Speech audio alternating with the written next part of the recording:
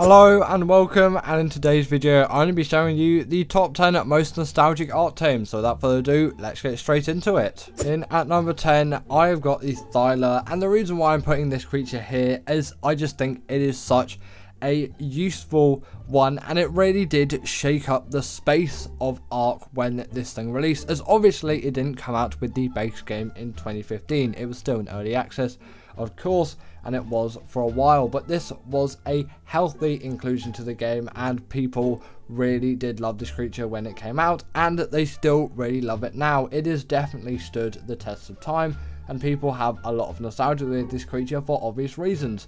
One, it has been in the game for quite a while now, so there's been a lot of time to use these creatures, and they're so useful and great anyway. Everyone remembers when they were introduced into the game, as it really did shake up everything, especially in boss fights at the time, because they were allowed in then. Obviously then they did have to be banned for their wall climbing abilities, but still, you know, that was a really nice time in the past. And with these creatures still being great to this day and people having great memories with this creature, it really does make sense why it is on this list, and obviously why I've put it on this list. They also do the bleed ability as well. They are great combat creatures, truly amazing tames. They can climb any kind of wall or vertical surface. They are fantastic. I'm so glad Wildcard added them to the game, and they really did shake up the island a little bit. Continuing on, we have got the Therizinosaurus, and no, it's not because its side was unlocked at level 69. Nice. Great inclusion, but that is not the only reason why I put it on this list, but definitely, you know, at heart it's still a factor, am I right? Either way, these creatures, I'm pretty sure, were in the game reasonably early on. I don't think they were out when it released, but I'm not actually quite sure with the timing of these creatures. I've just remembered for a while I have loved these creatures as general gatherers. Yes, you can use them for the dragon boss fight, they're great for that, but I loved their ability to gather fiber, and at the time I'm not sure where the moss chops was in the grand scheme of things.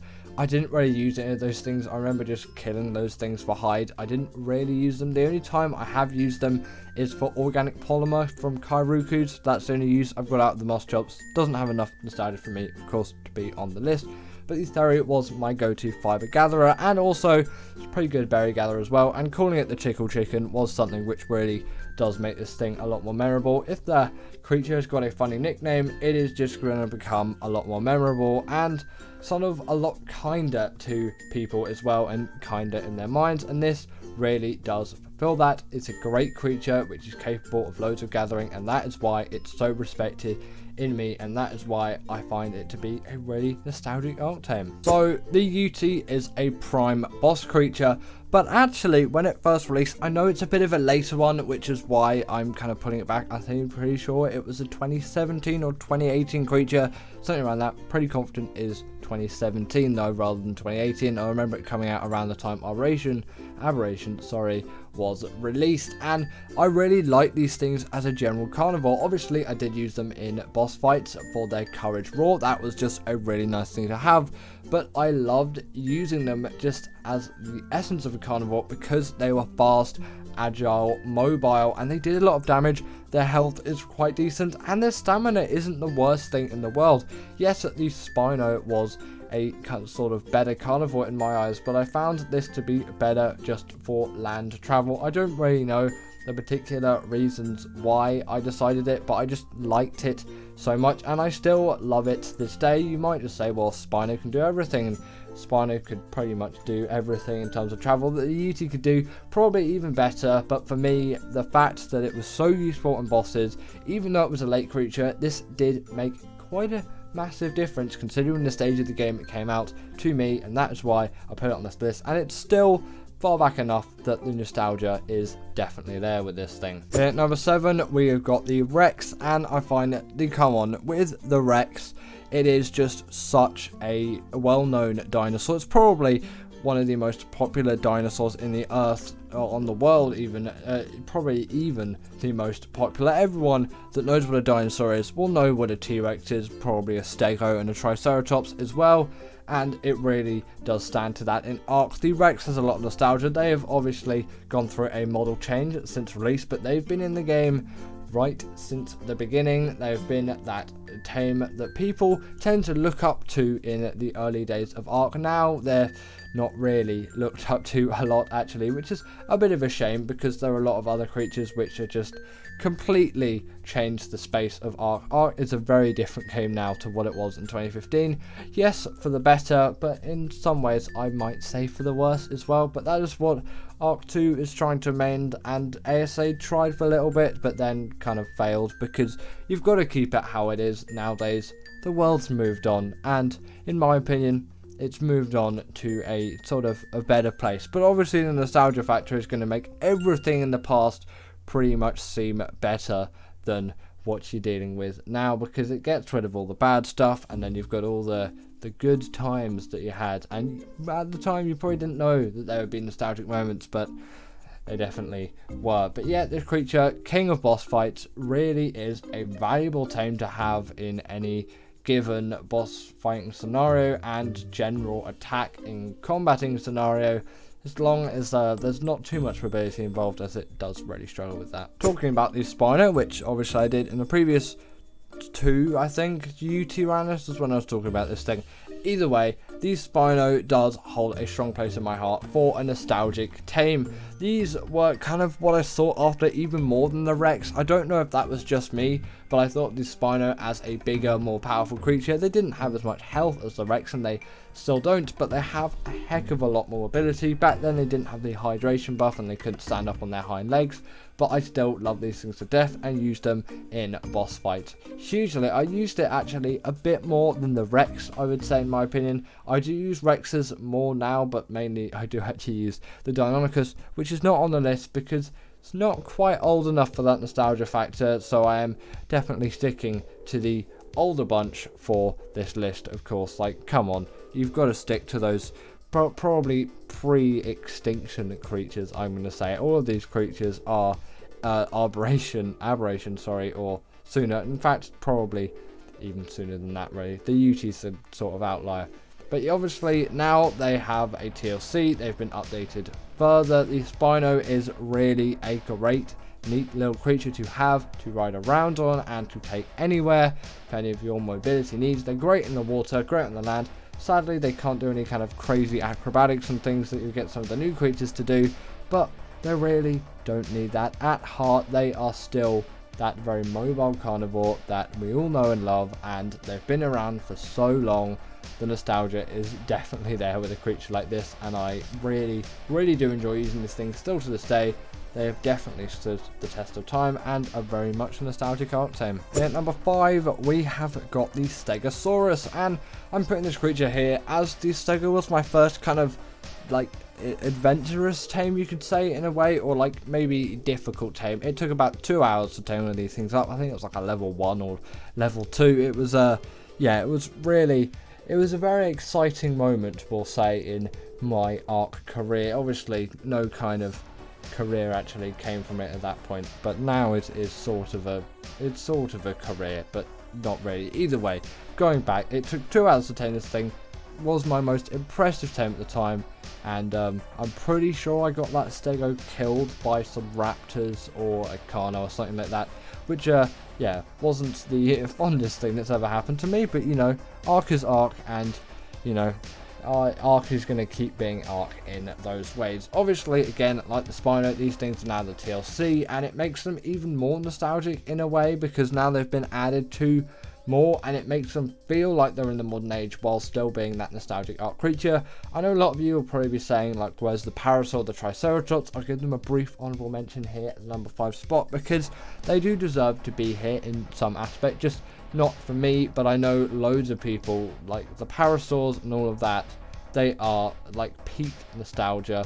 And actually there'll be one honourable mention further on in the list, which is actually going to be right at the end of the list, and it's going to be a sneaky number 0, but I'll let you wait for that and you'll figure out what it is. Now, the Baryonyx obviously wasn't in Ark when it released, but I'm pretty sure it was a similar period to the Thyla when the Redwood biome released, and obviously the Swamp biome released, and then we got ourselves the Baryonyx. I'm pretty sure that's how the chronology worked. Sorry, I couldn't get that out of my mouth for some reason. Don't know why that was such a difficult word to say. Either way, the Baryonyx was the king of caving. Previously we'd used sabers, another great honourable mention there if you were thinking of that creature. But yes, after this thing came out, the Barry was the king, and it still kind of really is the king. Yes, you can use shadow maids and things like that, but obviously that's not going to make it on the list. It's too recent of a tame, but still very good for caving. Either way, the Barry was the king of caving at the time, and as far as I'm concerned, it still pretty much is top of its league. It is very mobile, it is the right size to fit into pretty much any cave that you could think of, and they are fast, agile swimmers, meaning the underwater caves were very easy to do as well. They can stun creatures up to the size of a Megalodon as well with that tail ability, just truly a nice thing to have. But yes, the fact that they could cave really effectively and was kind of something new and novel really did make them stand out to me, and I still use these things to this day. And they really were great creatures for me, and I still love them so much, and they really are something of what makes my Ark playing my Ark playing. At number 3, we have got the Carnotaurus.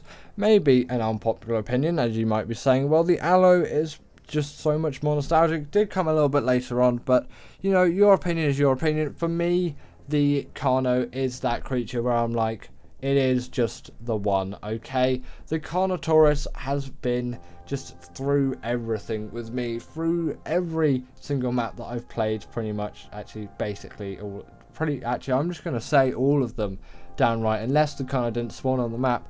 I have had myself a Carno, and I have prized that Carno. I've been naming them Meatball the whole time as well. I did name them Carny Dave a little bit because of Squid's Ark series, but then I named them Meatball after that, which is kind of what Carnotaurus means from Latin translated into English. It's a bit of a rough translation, but it's pretty much that, or it's like meat lizard or flesh lizard or flesh ball, something along those lines. Either way, Carnotaurus, a very nice creature, which has also undergone TLC. You'll find a lot of these creatures actually have, apart from the next one on the list actually, but you'll find out where that is when it's that time. But yet now they have the bleed ability, which they didn't have before, and obviously that comes with a second headbutt attack, and that's pretty much all the TLC I had as far as I'm concerned, which really does make them even better creatures. I find they are quite fast, agile carnivores for their size. Maybe also the Aloe is more fast and more agile. Fair point, and you could say that they're a better creature, and fair point on that too. But for the nostalgia factor for me, this always tops the Aloe, and I'll pretty much always go for a Carno over an Aloe for the nostalgia factor, and I just really like using them, and I find myself to be quite good and useful and effective when using them, and I'll continue to use them, and for that they have to be on the list for me. In at number 2, we have got the Giga, and when the Giga released, which is still 2015, it really did make quite a big difference. So did the Quetzal in the same year as well. Another honourable mention, which I could have put into this list, but it didn't make as big of a difference to me as the Giga, and I'm sure many of you will agree with that. While the Quetzal was cool and you could still level movement speed and you could build a base on the back of the thing, this was the biggest carnivore we'd seen it yet, and we thought nothing really could get bigger. Well, the Titanosaur came out afterwards, but you know, we didn't know that was happening, and it was just so OP and so cool to tame. You don't even care what the level is, you just got one, you went out there, you found one, you got one, maybe named it Tiny Tim if you watched the Squid video on it. You know, if you know, you know. That is actually probably one of my most rewatched Ark videos. The nostalgia in that thing, truly a great video. If I do remember, I might put a card up on screen and link it there, but if not, maybe go search for it. Just look up iBallistic Squid Ark Giga and you'll find it. It's like episode 50 of the original Ark series on that. Honestly, basically the best video that YouTube has ever seen in my opinion in terms of the nostalgia content. But yeah, they really had a new perspective, they dealt so much damage, and their rage ability was something which was seen as quite cool and in a way a little bit scary. And coming in at number 1, we have got the Argentavis, and this really does top the nostalgia list for me. It is just such a nice creature to use. It is very ergonomic. It was designed with a lot of thought put into it, and for that I really do love it as a creature. It also has seen a TLC since it's been released as well. Kind of weird to think that the Giga hasn't, at least as far as I'm concerned, it hasn't still got that atrocious stamina and all of those things with it. But I guess the Carcharodontosaurus is the sort of TLC of the Giga, if you will. But yes, this has seen a TLC. Well, I'm pretty sure that added all of the weight reduction stuff, something along those lines. At least I'm pretty sure, confident that it added the saddle as a smithy if it didn't have that already, because I think the Castoroides was the first creature to do it, and then it adopted it, and that regen buff was definitely not present. Actually, they might have had the weight reduction stuff back then. Either way, I did use these things for a lot of meta farming, because although the Pteranodon, another honourable mention you could put on this list as well, was a great creature, I didn't find them really to be very nice to use at the time. Like, I was like, yes, first flight, and that is really a big achievement in Ark, but the Archie just felt like the next step and the thing that was really memorable for me, and once I got one, I never stopped using one, and to this day, still use them. Again, not really sure with the chronology of whenever the TLC came out, but to this day, I still really use them and love all of their abilities. They can even carry an extra creature in their mouth, which I'm confident they didn't have before the TLC. Just honestly, great creatures. And in at number 0, I've decided to put the Dodo, because does anything get better than the Dodo? It's probably the first creature you'll see in Ark. Maybe unless the Dilo's there, but you know, the Dilo's not the creature you remember. The creature you remember is the Dodo, this little cute thing that runs around on the beaches. It is the pinnacle of Ark. The Ark logo and the Ark wallpaper should all just have the Dodo at the forefront. You've got the Dodo Rexes and the Dodo Wyverns, but nothing stands in comparison to the great original Dodo, and that is why, obviously, it deserves to be king of this list 100%. But anyway, that is the end of today's video. I really hope that you all have enjoyed, as I've definitely very much enjoyed making it. As always, comment down below what is the most nostalgic Ark Tame to you, and if you didn't agree with this list, which is totally fine, then put your 10 in the comments below, and I'll see you all later.